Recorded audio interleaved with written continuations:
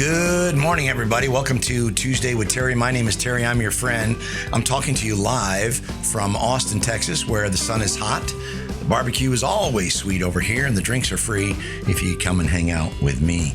I want to share with you a strategy about how to do more, get more in your life.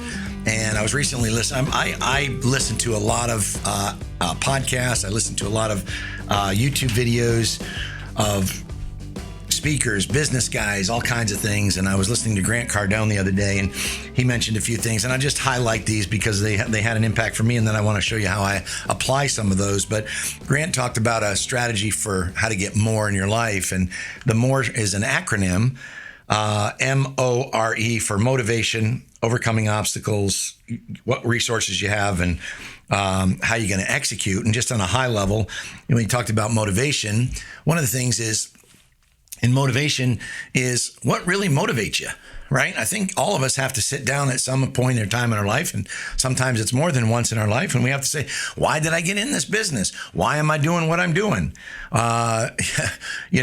What is it that motivates you every single day to get up, to go to work? Nobody gets me up every morning. Nobody comes in and winds me up and says, come on now, Terry, let's get to work. Let's get out there and get another day in. I gotta kind of do that for myself. And so I ask myself, why is it that I do that? Why am I building a business? Why am I trying to build a team? Why am I going to work today? What's the reason for that? Is it for a paycheck?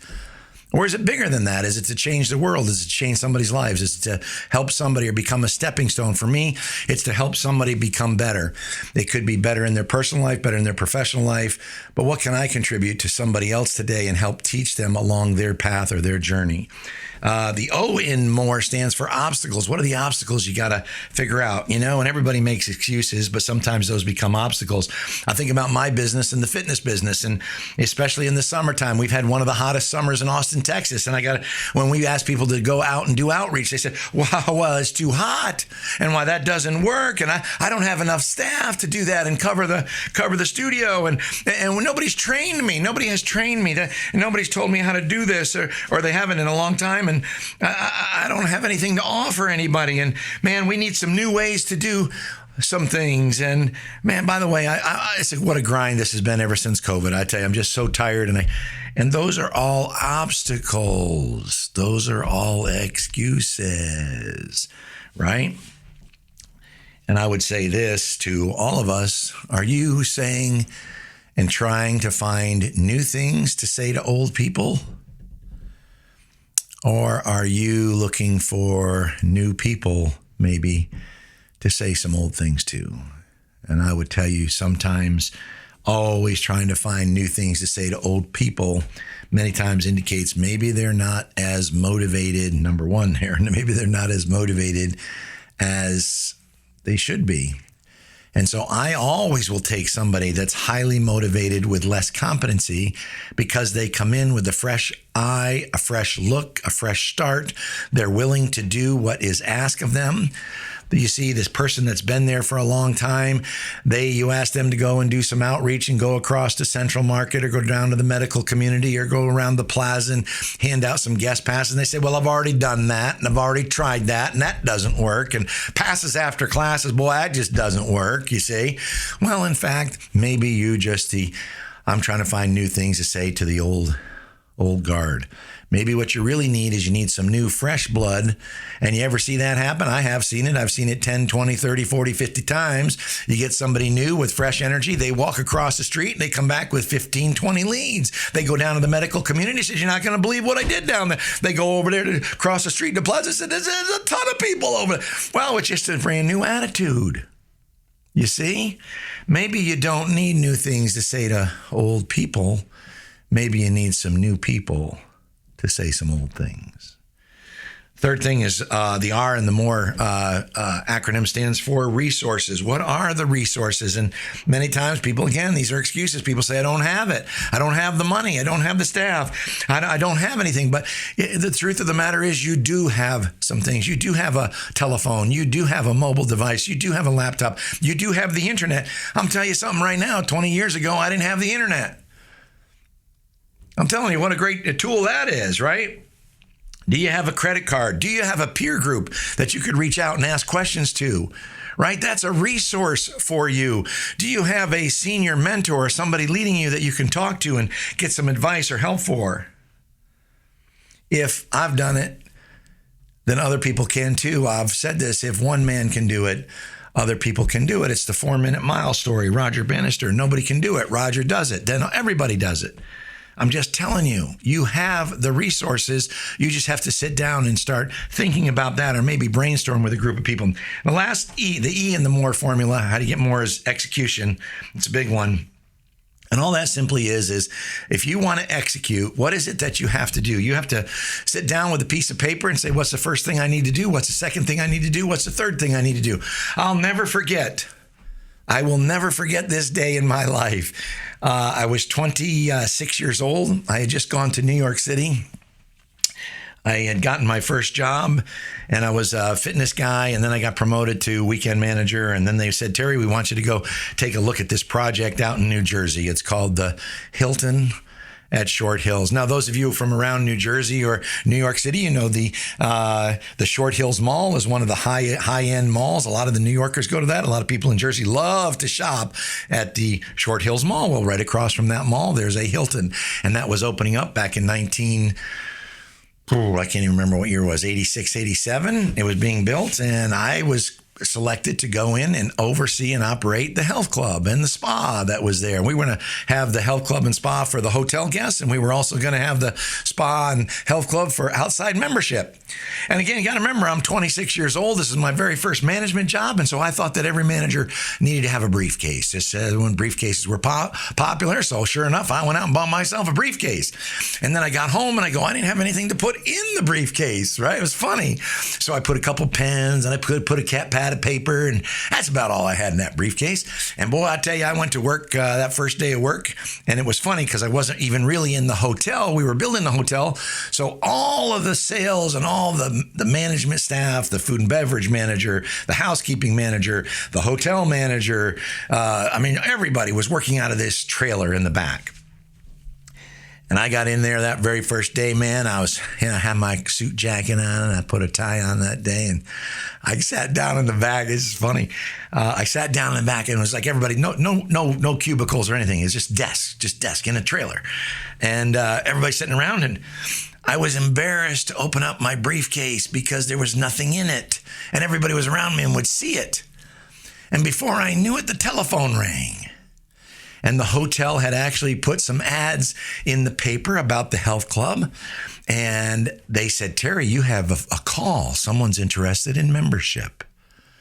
And now I had done sales in another scenario, but we hadn't figured out what our product offering was going to be. We hadn't figured out what equipment we were going to do. We hadn't figured out the layout of the space. We hadn't done any of that. It was just cement. It was what they call a box, a shell of a space.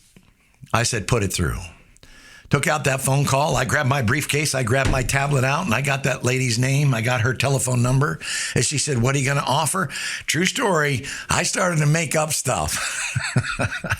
Make up stuff about this is what we were going to have, and this is what we were going to do. And I said, by the way, when we get a little bit closer to opening, I'll give you a call back. I got off that telephone, and I said, man, was that an eye-opener for me within the first 30 minutes of me being there. I said, the first thing I got to do is figure out what in the wide world of sports are we going to have in this health club. And so I took the next sheet of paper out and I started to write, well, we could have this, and we could have this equipment, and we could do this, and we could have these services, and we could have this product, and we could, and maybe we could charge this amount. And I just started to brainstorm about it. And the reason I tell you that is because that has everything to do with execution. Execution is simply taking out a piece of paper and saying, what is it that I need to do in order to get the results that I want to get? What's the first thing I need to do? What is the second thing I need to do? What is the third thing that I need to do? And I learned more in that first 6 months of working at that, opening up that studio, probably than I had learned in my life about the health club business. It was a great experience, but I can't tell you execution. So if you want to have more, you got to be motivated, Find out and identify your obstacles. Look at where your resources are, and you've got to really come up with a way to execute. That being said, I want to tell you 10 more things here about just bigger things that just to jot down and write down.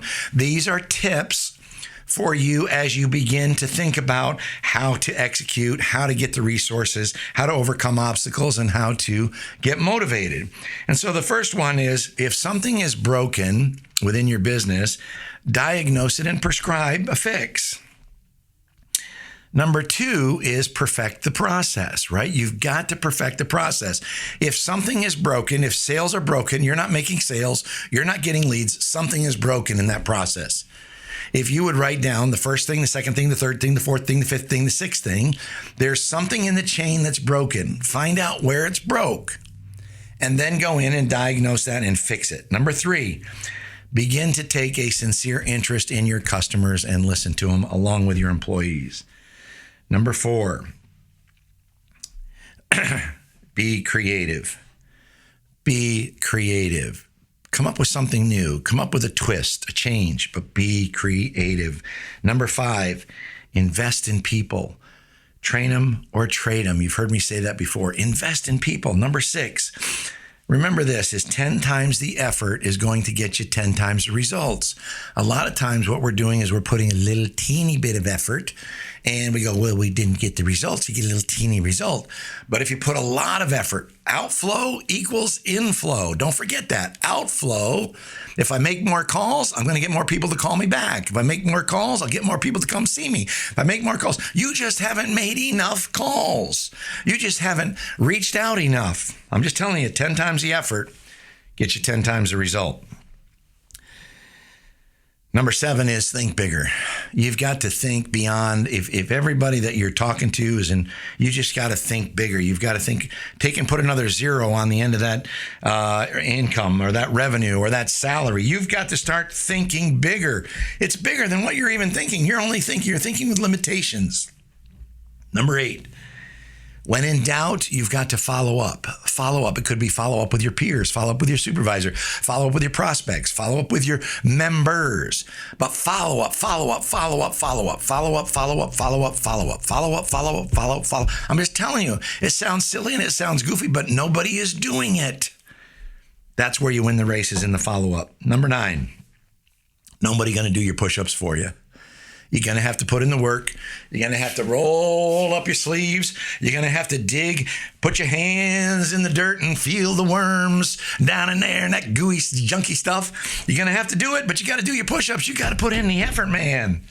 And finally, you got to find out the people that are working with you, if they're unwilling or unable. If they're unable, train them. If they're unwilling, then you got to go back and trade them. I want to finish it up today by saying this. I said it earlier, but I want to remind you this. Are you looking for new ways or new things to say to the old people? And maybe it's time you should be finding new people to say some of the old things to.